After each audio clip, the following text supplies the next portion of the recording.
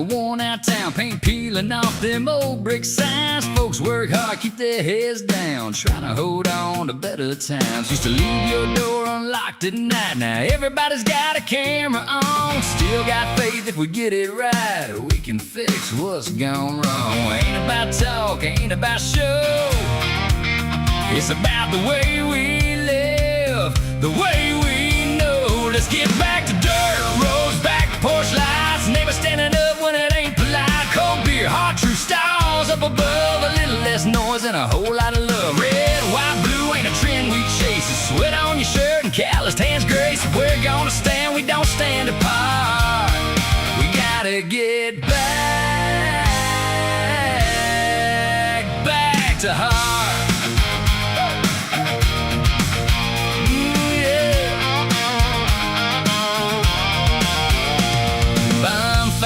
By the water line, kids still laughing like nothing's changed. But there's a whole lot of talk on the screen these days, and not enough folks saying it face to face. We ain't perfect, never claimed to be, but we know what matters when the dust all clears. It's family, friends, and a little dignity, and standing strong through the years. Ain't about left, ain't about right.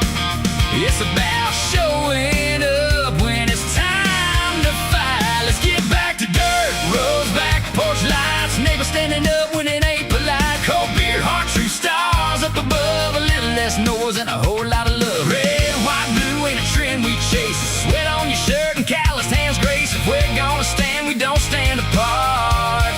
We gotta get back to heart.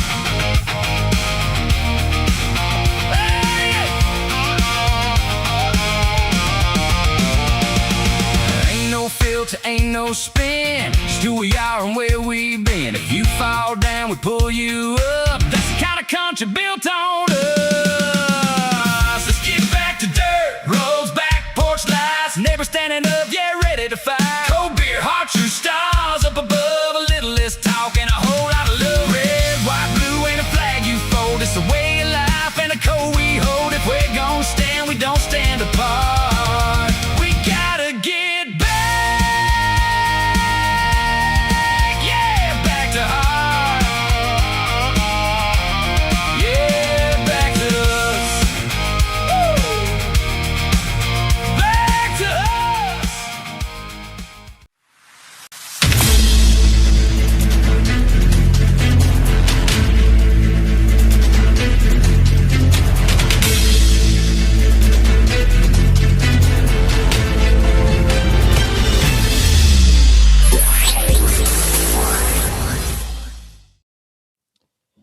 Good evening, everybody, and welcome into Apex News Above the Noise. My name is Kyle Thompson. And I'm Craig Blanton. Craig, we are here with a big show right after the holiday weekend. You know, it seems like we're packed with tons of stories and lots of stuff to talk about. And we obviously have our eyes on our phones and our computers. If any breaking news comes along in the next few minutes, we will let you guys know, especially if it comes to University of Kentucky basketball. Oh, yeah. So keep your eyes peeled and stay with us. We will break over if any of that information comes along. But Craig, just days after suffering one of the most expensive and closely watched congressional defeats in the country's history, Thomas Massie has made a move that has a lot of people asking one question: is this really a comeback attempt, or is this something much bigger? Kentucky Congressman Thomas Massie is signaling very clearly that he isn't disappearing from politics following his recent Republican primary loss in Kentucky's 4th congressional district to Trump-backed challenger Ed Gallrein. Massie filed paperwork with the Federal Election Commission over the weekend for the 2028 election cycle, specifically for Kentucky's 4th district seat. However, Massie himself quickly added an important clarification. He has not committed to running for that specific office. He simply is saying that if you file with the election commission, he can start raising money if he wants to, and then put that towards whatever office he decides. I've got a question about the money. So yeah, Massie posted that filing now allows him to continue fundraising and maintain political operations while he evaluates future options. Now, Craig, that's where this gets a little interesting, because on the surface, people may look at this and say, well, okay, he lost and he wants another shot in 2 years. And that may be where things go, but that's not necessarily what he's saying. Massie has publicly stated he is keeping all options open. In recent interviews, he suggested he would not rule out anything, even jokingly mentioning offices ranging from local positions all the way up to broader federal opportunities. This comes after one of the biggest political fights Kentucky has seen in years, if ever. President Trump made removing Massie a personal priority. Trump endorsed Ed Gallrein, defeated Massie in a bruising primary. After massive outside spending flooded into the race, reports estimated the race became one of the most expensive House primaries in American history, if not. And the numbers won't be out for several weeks, but it appears that it is going to be. Massie has represented Kentucky's 4th district since 2012 and built a reputation as a libertarian-minded conservative, willing to vote against leadership, even against Republican leadership, on spending bills, foreign policy questions, and constitutional issues. Now, the political question becomes, did Massie just start a comeback campaign, or did he just create a political vehicle for something else? Could this become another congressional run, a statewide race, a Senate race, or potentially a larger national movement for the libertarian wing of the Republican Party? Because whether you agree with Thomas Massie or not, one thing has been consistently true. People tend to underestimate him, and he tends to enjoy proving people wrong. So, Craig, I'll start off with this. Is filing for 2028 just smart political strategy so Massie can keep fundraising and maintain relevance? Or is this an early sign of a genuine comeback and interest in running for another political office? Well, remember on his campaign loss post statement, he said, I started as a campaign, paraphrasing, I started as a campaign and now it's a movement. So I don't know if he's trying to channel AOC through his and Bernie Sanders through him. Maybe, I don't know, because I think Sanders supported him and AOC and many other liberals. I think all the liberals did. Yeah, and a question, Kyle, before I go on. Do candidates get to keep the money if they raise if they decide to not run for office? No, you can donate that money to a candidate for that exact same office in the future, or kind of like a war chest, if you will. They talk about Mitch McConnell's war chest. Yeah. Or you can donate it to 501c3s. Or you can do nothing with it. So there are a lot of people don't know this. Yeah, there are millions and millions of dollars sitting in bank accounts right now that have been donated to funds, or you could give it back to your donors, which, theoretically, if you had a small campaign, you could do that as well. But you can give it away to a 501c3. You could also provide it. Massie said he was, right after the loss, he was going to retire to the farm. Then 2 days later, he says, I'm going to run for something. So do you think people from around the country or his ego or the movement has made him go to elect to sign up to run in 2028 for something? I think he has people who are around him who are telling him, look, if you are even considering running in 2028 for any, or 2027, let's be honest, he could theoretically run for statewide office. Mm-hmm. If you're considering that, you need to go ahead and file your election paperwork. He's not going to run in 2028 against Rand Paul. We know that. I mean, you're not going to have two libertarians fighting it out. And I think that would be more than shocking. I don't foresee him running as president, although I think that's always a possibility. There's been a lot of people who think that he would consider running in the Republican primary for governor, which will kick off as soon as the general is over this year, because primary for that is May of next year. I don't know if his libertarian bent will get him far in a statewide election in Kentucky. I could be completely wrong. I just read the tea leaves, and I just don't see that. I don't see that as the outcome. The other thing, Craig, that people are talking about is that Thomas Massie and his folks, at least initially, came out, and even Alex Jones came out the day after the election and alluded to the fact that they believed that there were shenanigans that went on in the voting. I don't think that's it at all. And then you and I actually were. Yeah. The other aspect of that is a lot of Thomas Massie supporters went on the attack over the last few days and essentially, went after what they call boomers, saying, you all lost this for us. And what they Stop right there. Stop right there for 1 Yep. second. Go ahead. We're going to get into the numbers. Yep.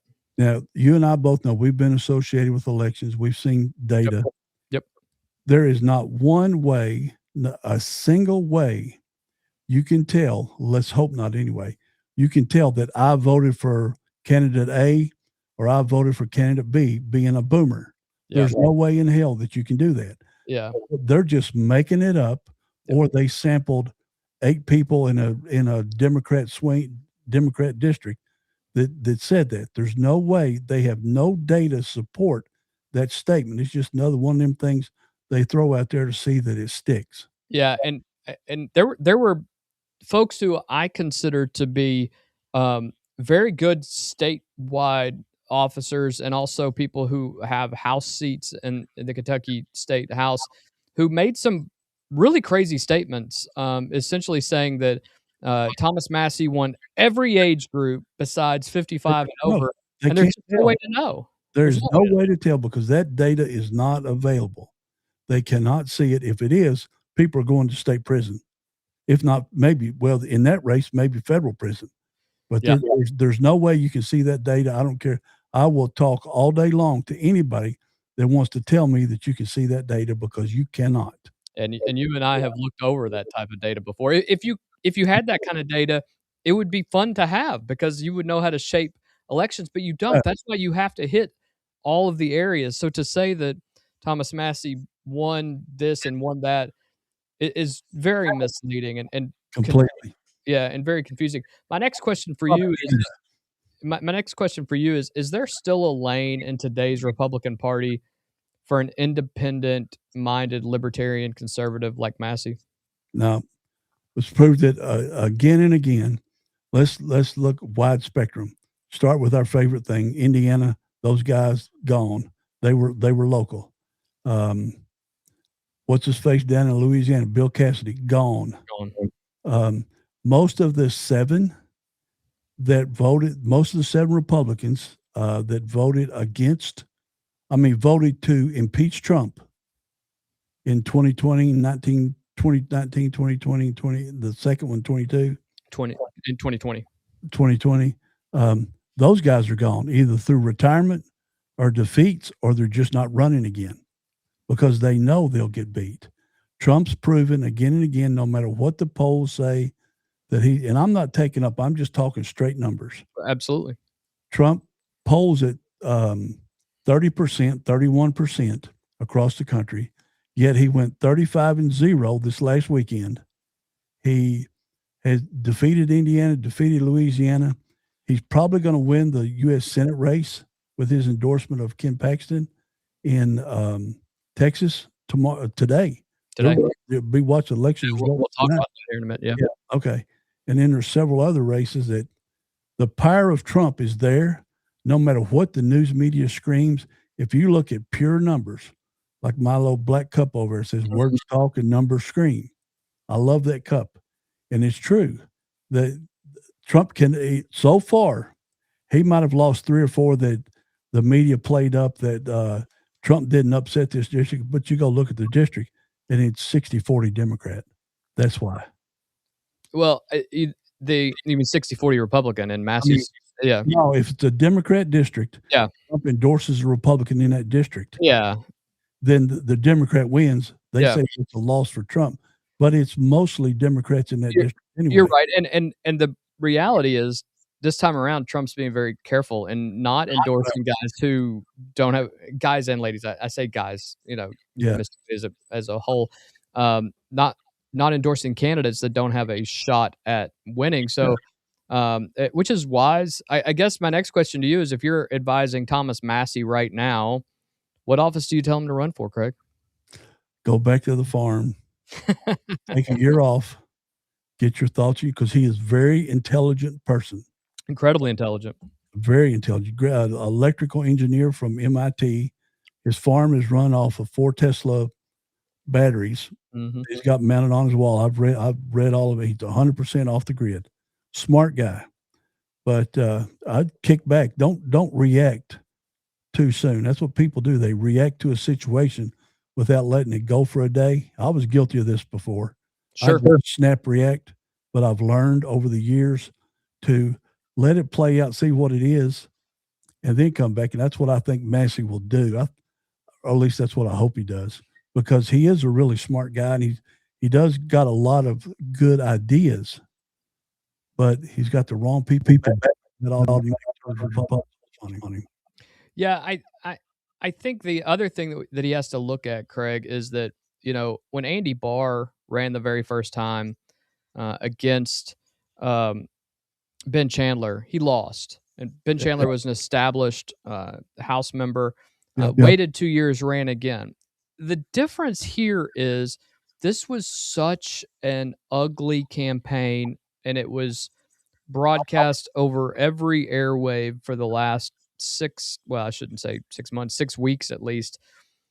There comes a time, unlike the Andy Barr, 16 years ago or longer, when he ran against Ben Chandler, I think people could actually have a little bit of Thomas Massie fatigue. And I'm not just talking about his supporters. I'm talking about those who would vote for him in a general election as well. And those are the people you have to cross with. And that's the thing that I worry about his campaign. And also, I don't want a reaction from him that could hurt the Republican side in statewide races as well. And I think that's a real possibility as well. Yeah.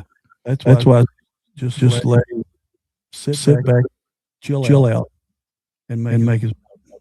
Yeah. We will keep an eye on that, obviously. But speaking of political fights and shifting momentum, let's stay in the political world. From Kentucky politics, let's move over to the one on the world stage tonight. Because while Washington was gathering behind closed doors at Camp David, events overseas were moving fast and threatening to reshape the entire Middle East. President Trump convened a rare cabinet meeting at Camp David today amid escalating tensions surrounding Iran and what appears to be a deteriorating ceasefire arrangement in the region. White House officials indicate that the agenda included economic updates, anti-fraud initiatives, and foreign policy issues. But virtually every report suggests the Iran situation dominated the backdrop of the meeting.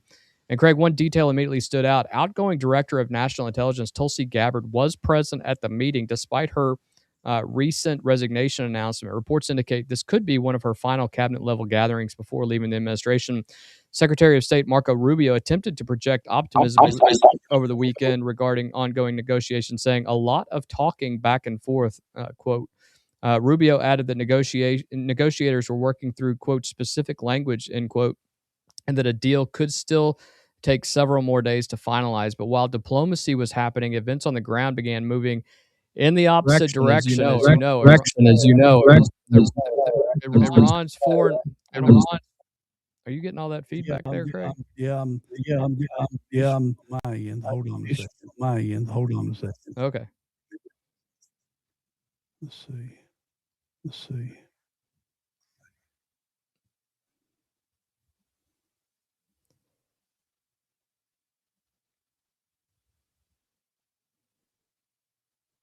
Any better? Yeah, very, very much. Iran's foreign affairs ministry accused the United States of committing a, quote, grave violation of the ceasefire following overnight military activity that U.S. officials characterized as defensive actions. Iranian leaders also escalated rhetoric warning the U.S. forces in the region would no longer have safe operating conditions. Reports from ongoing Qatar negotiations indicate diplomats are trying to salvage broader discussions involving reopening and securing the Strait of Hormuz, military de-escalation measures, nuclear concerns, frozen Iranian assets, broader regional stability agreements, and more. But tonight, the key question is whether diplomacy is now trying to catch up to military events rather than directing them. Craig, Camp David historically has been where presidents go when they want privacy and strategic discussions. It's where major diplomatic breakthroughs have happened before, including the David Accords.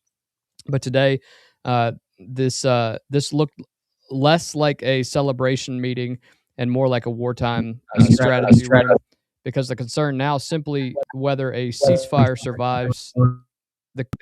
And I apologize, everyone, for all of this background noise. I have no clue.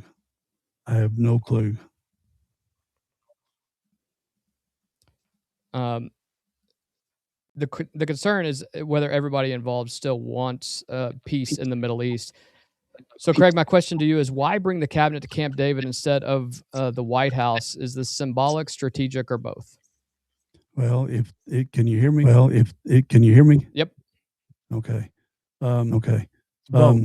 Remember last time they met. That's when they weeks later they bombed out. Yep. So it could be them because the ceasefire so many times with bombing countries, bombing America. Are you getting feedback? Any better? It's getting there. We'll have to kind of keep things, see what's going on here. Yeah. My next question is, do you believe the United States is getting closer to a larger Middle East conflict, or do you think diplomacy still wins out? I've lost you completely now, Craig. While Craig continues to work on his, we will move on to the next story in our group here. Maine Senate candidate Graham Platner's campaign found itself in the middle of a very public social media mess after a proposed sports collaboration with Barstool Sports founder and El Presidente Dave Portnoy went off the rails. According to reporting and screenshots later posted publicly by Portnoy, strategist Jeff Coote reached out to pitch a collaboration centered around Platner's criticism of private equity involvement in sports ownership, specifically issues surrounding the Boston Red Sox and Fenway Sports Group. Coote reportedly described the effort as tapping into Platner's, quote, populist streak and shared frustrations over what fans have been angry about with the Red Sox organization. One of the things that the paper on paper, maybe somebody in that room thought, Dave hates the Red Sox ownership sometimes. Our guy is attacking ownership. Sports fans are angry. Maybe this works. Then the train immediately left the tracks. Portnoy responded by bringing up previous controversies surrounding Platner and wrote, quote, "Now this is the Nazi guy, right?" Then things escalated even further. After more back and forth, Portnoy dropped the line that now has gone viral. "I'm not Bernie Sanders." The reference was tied to Sanders' prior support and appearance with Platner, while Portnoy, who is Jewish, by the way, made clear he had no interest in lending credibility to someone he viewed through that lens. He later questioned why anyone thought he would, quote, play footsie with the candidate. Craig, beyond the personalities and the social media fireworks, there may actually be a bigger political lesson here. Because campaigns increasingly want access to audiences that aren't watching traditional political television. They want podcast audiences, sports audiences, YouTube audiences, our audience, if they're not going away because the sound is so bad. The problem is Dave Portnoy isn't a campaign surrogate. He's Dave Portnoy. And if you approach him like he's a political consultant or a friendly media outlet, there's always a chance you're stepping into a cage match instead. What's fascinating here is the actual issue Platner was trying to raise, private equity ownership in sports, almost disappeared entirely. The story stopped being private equity and the Red Sox and became, why did someone think Dave Portnoy would sign up for this? Sometimes the messenger becomes the story, and tonight that appears to be exactly what happened. So my question to you is, did Platner's people badly misread who Dave Portnoy is and how he operates at this point? Badly. Is it any better? Yeah. Oh, it is. Okay. Yeah. Badly went after Portnoy. One, you're going to the Red Sox. He's a if you know massive Red Sox, he's a massive New England, and to go after the guy, tens of millions of viewers and particular tweet that he addressed this off emails almost 3 million views. So Platner might have heard in the election because he sure is himself famous in England area. And I'm sure Maine Boston Red Sox fans. Yeah, it's interesting because the dynamic up in Maine in the Northeast is that they are all Boston Red Sox fans. They're not Yankee fans. They're Red Sox fans. And I think Platner's people badly misread this, and what a lot of people don't realize is that all of this started because Platner was essentially he went after the equity firm that owns the Red Sox, and their decisions. He doesn't like. He actually says that the equity firm has ruined the Red Sox, and obviously, that's to be determined. But to turn around and go to Dave Portnoy to be the launching pad for you is maybe one of the dumbest political decisions I've ever heard. It doesn't make any sense that that's what they thought would work in this situation. And I think maybe the question, because this is like an attempt to get a Joe Rogan type bump in your political campaign, and I think it badly backfired. And instead of discussing the issues with the Red Sox, you turned around and you ended up adding all of Graham Platner's questionable, baggage that he has, and made it even worse for everybody. And I just checked Portnoy's 0.8 X viewer X followers. So it's all over the pizza is sports betting. Can you hear? You're cutting in pretty bad, Craig. I don't. All right. Well, if you come back in, I'll bring you back in. I'm going to go on to the next story, and we will go from there.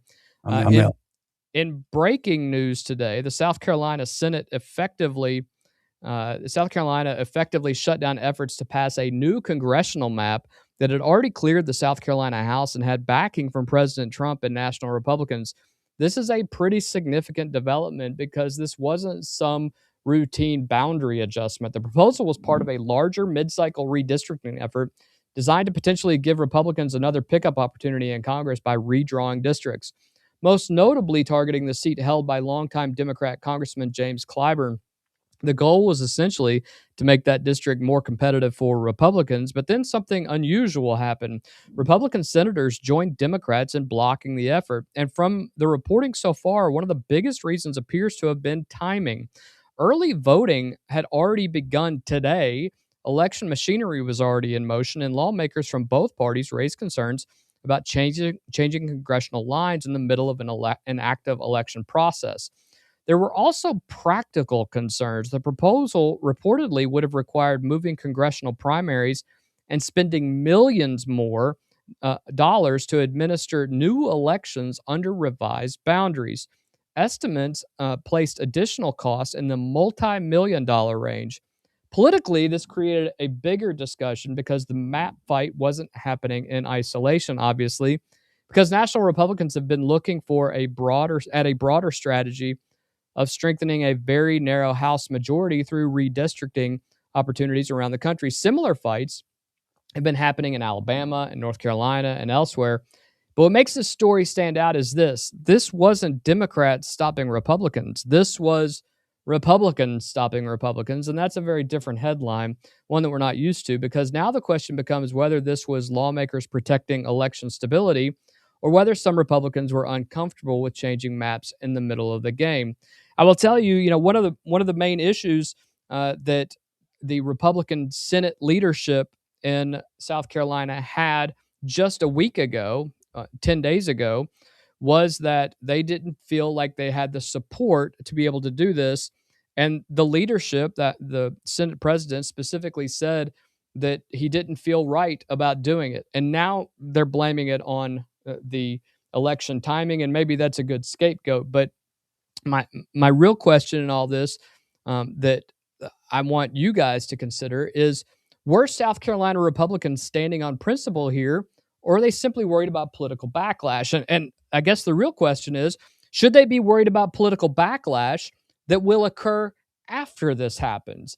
We saw what happened just about 4 weeks ago in Indiana, when the Indiana Senate decided to go against President Trump, and 5 of those 7 individual senators that voted against redistricting were not able to hold their seat in their primaries, and now they're out of a job. So the real question becomes, is the same thing going to happen in South Carolina? The Senate president, whose last name, by the way, is Massie, already said that he expects political backlash from this from the president and understands that he may lose his seat because of this. At least he understands he'll be primaried. So I think that's one of the things that we have to take into consideration now is that we're only talking about one seat as opposed to potentially two in Indiana. But this could, the House election can actually come down to one vote. That's how close I really believe this is going to be. I believe the majority in the House may end up with 218 to 217, and it could actually be that close. So I'm concerned that something like this and the repercussions that may come of it may allow the House to be decided by one vote. If it does, that's the will of the people, then that's what should happen. But Republicans had an opportunity here to gain another seat and decided against that. This one matters because it may not just affect South Carolina, it could affect national politics as a whole. Now, we're going to move to a controversy that occurred over the weekend at the Indianapolis 500, and this one is kind of interesting. Welcome to live coverage of the Indianapolis 500.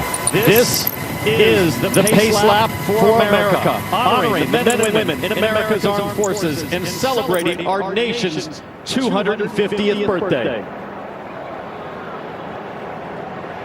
What a sight. There's the 38th Combat Aviation Brigade, UH-60 and Blackhawks.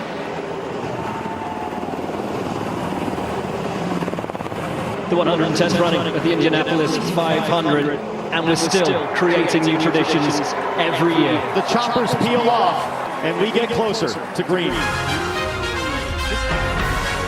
Military flyover during Sunday's Indianapolis 500 after Defense Secretary Pete Hegseth shared footage of Army Black Hawk helicopters participating in the event. The reaction from some political figures was immediate. California Governor Gavin Newsom's team responded to Hegseth's social media post with a quote saying, "Sir, we just want lower gas prices," which is actually humorous coming from Gavin Newsom.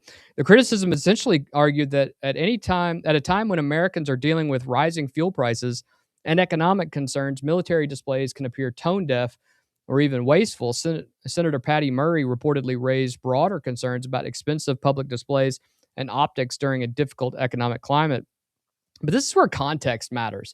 Because online, a lot of people immediately started talking as if these aircraft were fired up solely to circle over a race for entertainment purposes.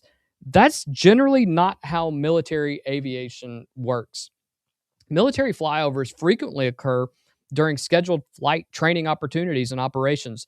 Pilots and crews have required annual training and flight hour requirements, regardless of what else is happening in the world. In many cases, a flyover is integrated into already scheduled missions. Think about every flyover that happens at all the football games, at University of Kentucky games, and things of that nature.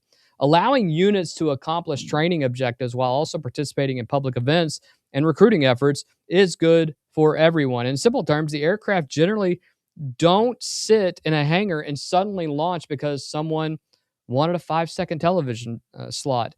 The crew needs flight hours, the pilots need training, and the aircraft needs operational readiness exercises. And if those training missions happen to pass over an event like the Indy 500, the military gets public visibility at the same time, which is also very good for our national defense. Supporters of flyovers have always argued that these events serve several purposes, including honoring military service members, which it was Memorial Day weekend, and we want to remember those who have given the ultimate sacrifice during that time.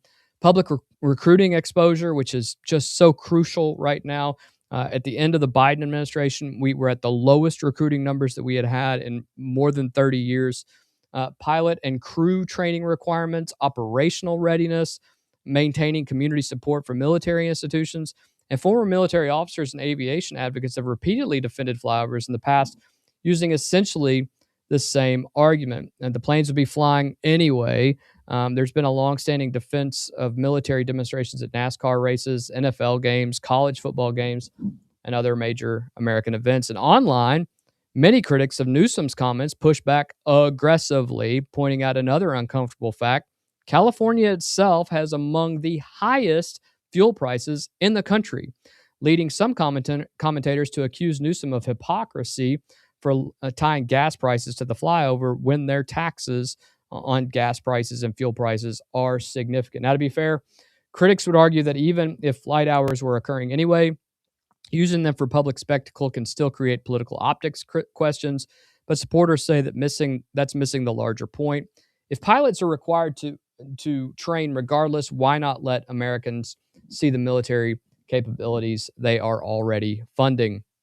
And I'll ask you guys, and you guys make comments down here in the comments section. Are military flyovers patriotic traditions, or have they become unnecessarily politicized? And does the argument change if these aircraft were already scheduled to fly training missions anyway during that day or week or even hour? And should taxpayers' cost matter if those flight hours are mandatory regardless? I think it's something to keep an eye on, but I think it's also something to just kind of put in your hat and think, how does this affect us as Americans? And are we arguing over the right things? For years, even at the Super Bowl in Gavin Newsom's home state, there are military flyovers at the Super Bowl and other events.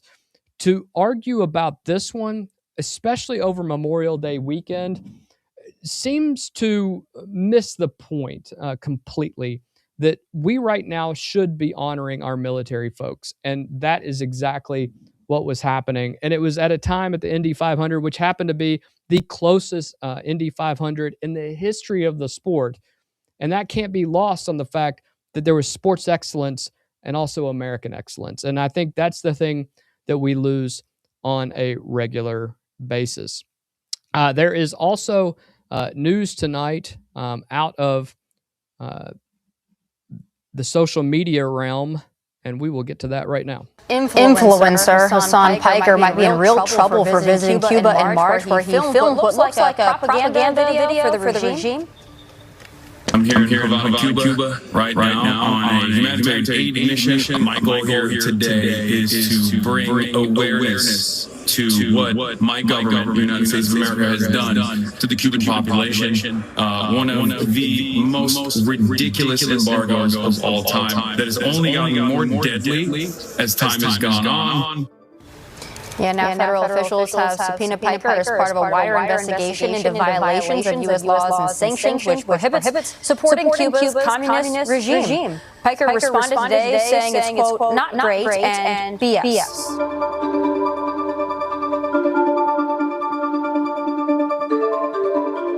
Political streamer and commentator Hassan Piker, known online as Hassan Abi, along with Code Pink co-founder Medea Benjamin, are reportedly now under federal investigation connected to Cuba-related activities and possible sanctions questions. According to multiple reports, the Treasury Department's Office of Foreign Assets Control, known as OFAC, has issued subpoenas seeking financial, travel, and communication records connected to a March trip to Cuba known as the Nuestra America Convoy.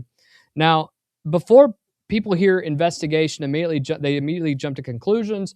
Let's be very precise. At this point, there are reports of subpoenas and information requests, not criminal charges. The central issue investigators are reportedly examining is whether activists, organizations, or participants violated federal sanctions rules governing interactions with Cuba, including potential financial transactions with restricted entities or activities that could and would run afoul of regulations administered through OFAC. Some legal observers have also raised questions about whether foreign influence laws or registration requirements could come into play depending upon what investigators find.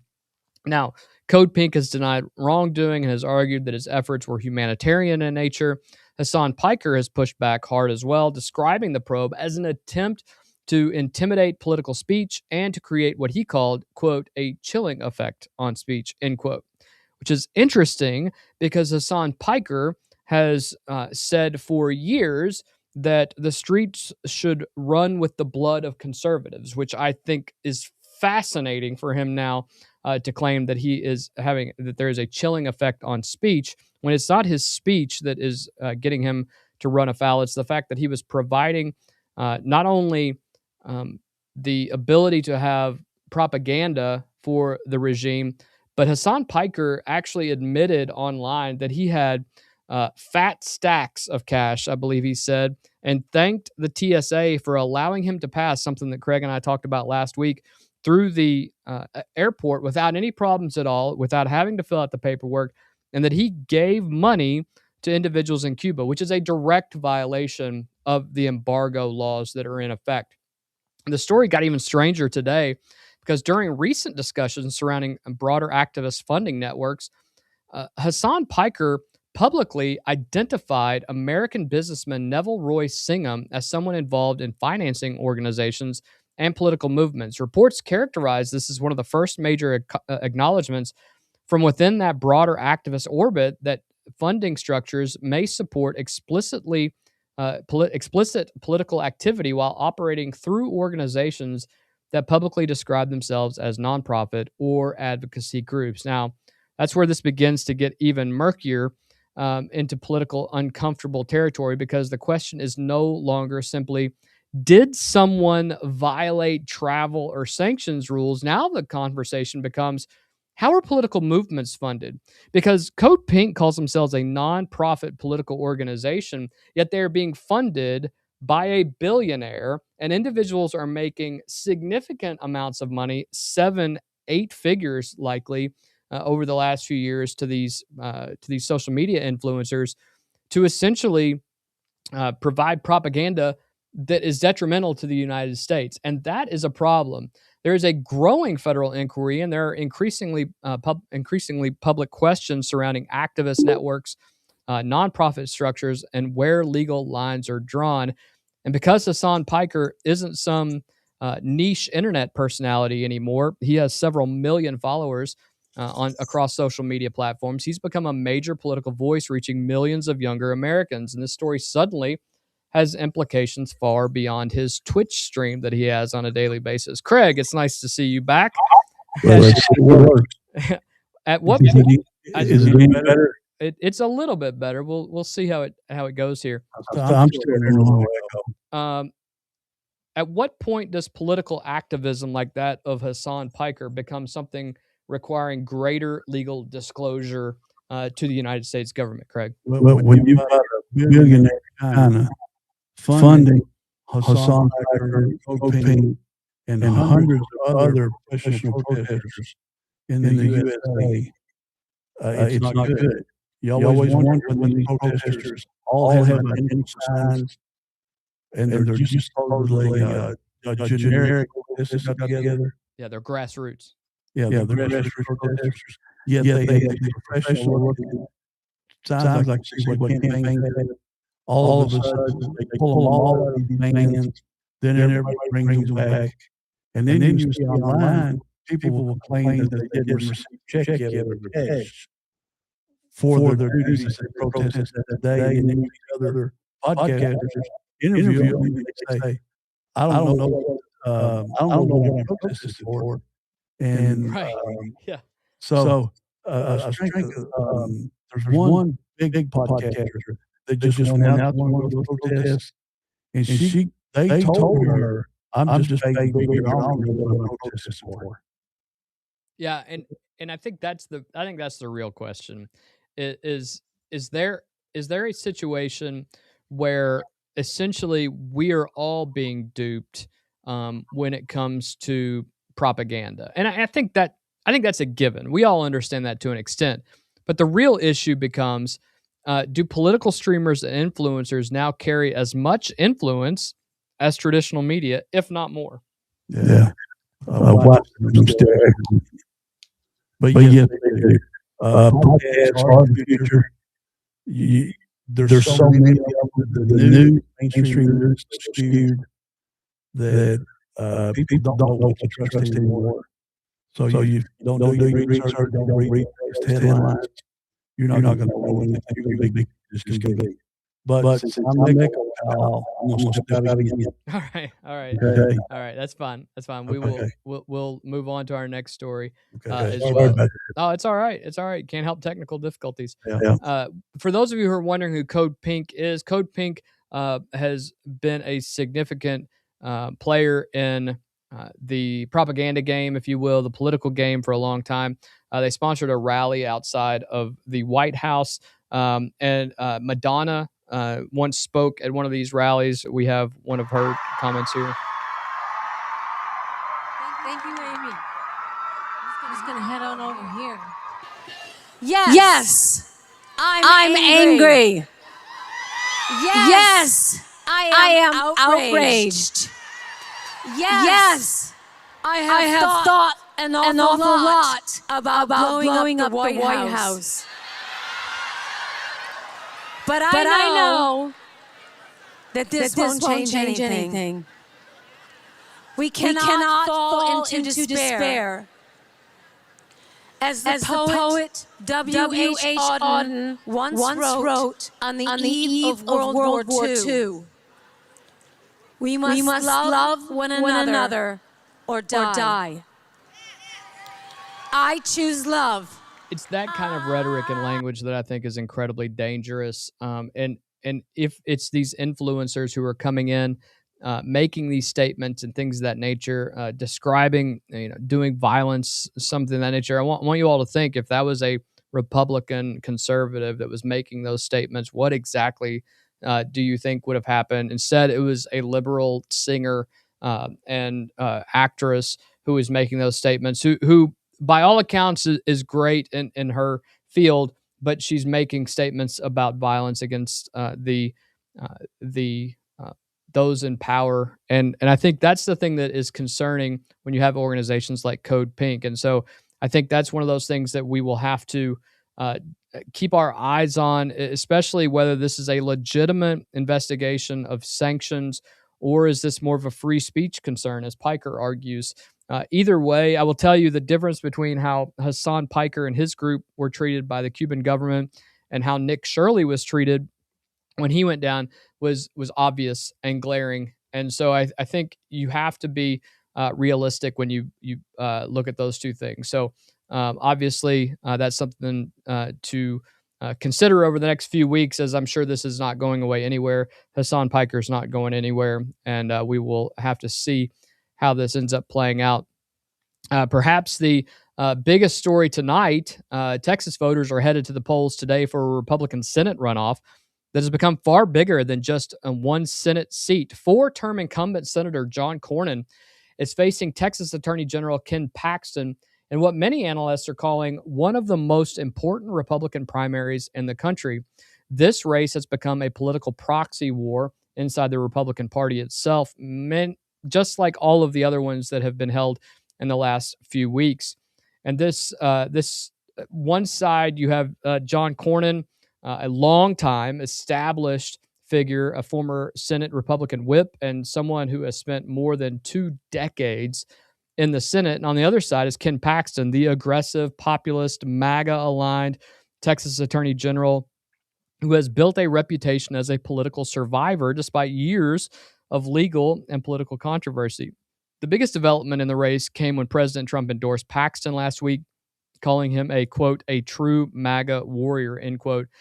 That endorsement immediately transformed the race, one in which Cornyn was probably leading by a couple of points, and now it appears that Paxton has all of the momentum.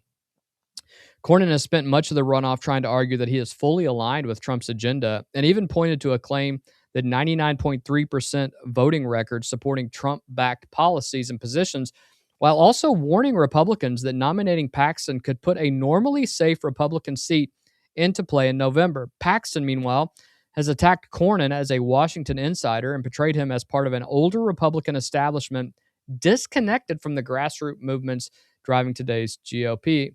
The money involved here has been staggering.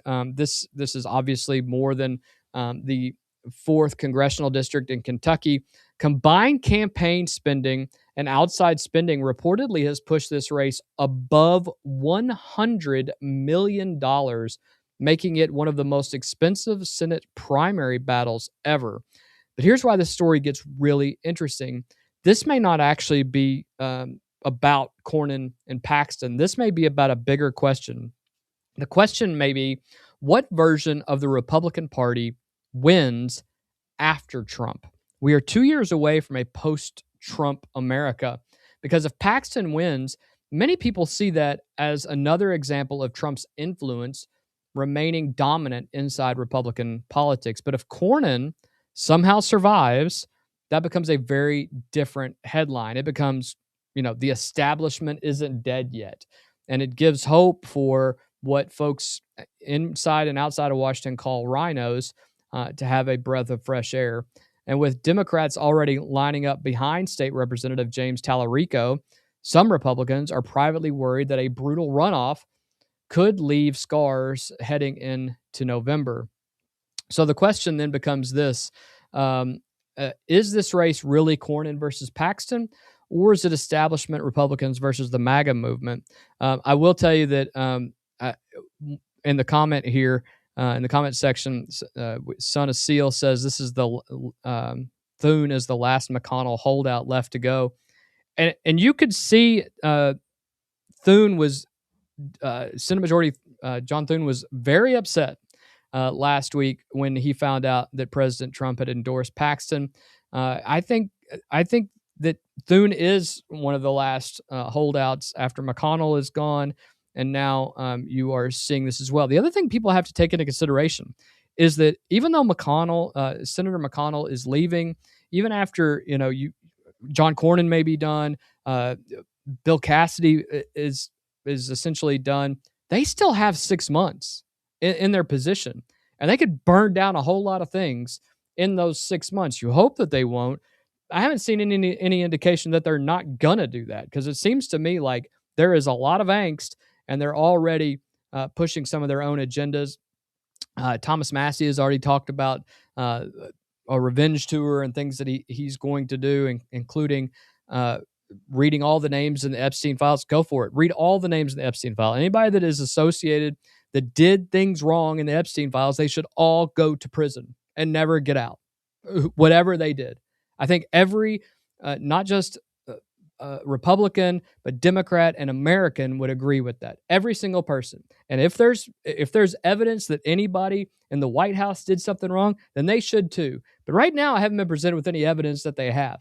And so because of that, continuing to say that Republicans support, people who assault children is absolutely mind-boggling, considering that the Epstein report and the Epstein information, the Epstein evidence has all been available for the better part of the last 17 years. And even if you don't release it, it was still known to Democrats, and they could have actually prosecuted individuals during that time, and they chose not to. And you can't tell me that if they didn't have the information, if they did not have the information specifically about Republicans that they could have put under a jail, that they wouldn't have done it. There's no way you can tell me that. So for all those purposes, I just don't think that it's there, guys. I don't. But if it is, then I'm right there with you. And I think every other person that is a conservative or a Democrat or an independent would agree with that. Nobody supports the idea of supporting Epstein or any other terrible human being that would do something wrong to children, including Democrats, including Republicans. And I think we just have to all agree that that's exactly how things are going to go. Right now, though, there seems to be this internal struggle between the GOP that we're going to burn it down by naming names in the Epstein file. Go for it. I have a feeling a majority of those individuals are all going to be Democrats. And if there are Republicans in there as well, then they should pay the consequences as well. But when it comes to this race, I think John Cornyn, who has not supported the president on all of his different platforms and the things and his policies, it's going to come back to bite him. And I think he's going to end up losing this race. And it's unfortunate that it's come down to that. But I think as you have seen with what happened in Indiana, what you saw in Louisiana, what you saw in the 4th Congressional District just last Tuesday, I think that's going to roll on in Texas. And I don't care what anybody says. Texas is still red. James Tallarico may have a good showing. But, I heard for a full year how Beto O'Rourke was going to beat Ted Cruz, and it wasn't even close. So, keep talking. I just don't think it's going to matter. They could get a cactus down there in Texas, and if he was registered as a Republican, he'd have a better shot at beating James Tallarico. And I just don't think that has changed that much in Texas. But we will move on to our final story of the night. This one's a little bit interesting. A school district near Indianapolis found itself in complete disruption Friday after thieves targeted virtually the entire school bus fleet in a catalytic converter theft operation that left officials scrambling to get students to school. According to district officials, thieves stole approximately 20 catalytic converters from gasoline-powered buses overnight, effectively shutting down transportation operations. Beech Grove City Schools out of Indiana issued an emergency notice telling parents, quote, no transportation services will be offered. Superintendent Laura Hammock said the district's transportation system had been severely impacted and did not hide her frustration over what she said was incredibly disappointing, angry, and super frustrated. And it wasn't just one bus, which is kind of, and it wasn't just two. This was effectively a coordinated strike against nearly an entire school transportation operation. Officials said there was no practical way to run bus routes because every large traditional bus had been hit. Around 65 to 70% of the students reportedly still made it to school through alternate transportation arrangements, while students were unable to make it were given excused absences. Neighboring school districts reportedly stepped in to help. Good on them. Warren Township offering buses so Beech Grove could try to restore operations while replacement parts were ordered. And this also highlights a broader issue that has hit communities across the country, including here in central Kentucky, and that's catalytic converter theft. The reason thieves target them is because they contain valuable metals like platinum and palladium and rhodium. Those metals can sometimes bring significant money on illegal resale markets. But here's the thing. When people hear catalytic converter theft, they may think of like an inconvenience. It's bigger than an inconvenience. This affected students getting to school, parents suddenly having to find emergency transportation, school operations, district budgets, and taxpayer costs. But thieves don't care about that. They're not taxpayers. They don't care about the inconvenience. And Superintendent Hammock reportedly said the district expects repairs to be extremely expensive. In fact, one report said that every single engine may be affected in these, and it could cripple an entire transportation fleet in a single night for a long time. And it raises another question. Are school systems doing enough to protect critical infrastructure? Because schools have cameras, schools have fences, schools have security systems, and yet this still happened. So a couple questions for you guys in the comment section. How does a theft operation hit nearly an entire bus fleet without anyone noticing? Should school districts begin investing more heavily in overnight security systems and surveillance? Should scrap metal regulations be tougher to make catalytic converter theft less profitable or even possible? And is this simply property crime, or should intentionally disrupting public school operations carry enhanced penalties? My last question for you guys, and you all can answer in the comment section, is should crimes that disrupt schools or public services automatically bring harsher penalties? Should this, obviously this is going to be a felony if they ever catch who this is, but this may not be international politics or Washington drama, but for the families in Beech Grove, Indiana, it instantly became the biggest story in their world. And if it were to happen again, it could crush a school system. You already have school systems around the country who are struggling to make ends meet. They're losing teachers. They're losing good teachers. They can't pay the teachers that they do have. And now you have something like this where it's going to be not only a timing issue, but you're talking a significant out-of-pocket cost for this school board. And the question is, then everybody's going to have higher taxes, and there's going to be other things that have to happen. So it's something that we will obviously keep our eye on, but we hope that for the best for those folks up in Beech Grove, Indiana. That's where we're going to have to leave it tonight. We covered Kentucky politics and Thomas Massie's next move, tensions overseas in the Camp David meeting, the latest surrounding Iran, political fights spilling into sports culture, major election battles in Texas and South Carolina. We will update you tomorrow with what happens.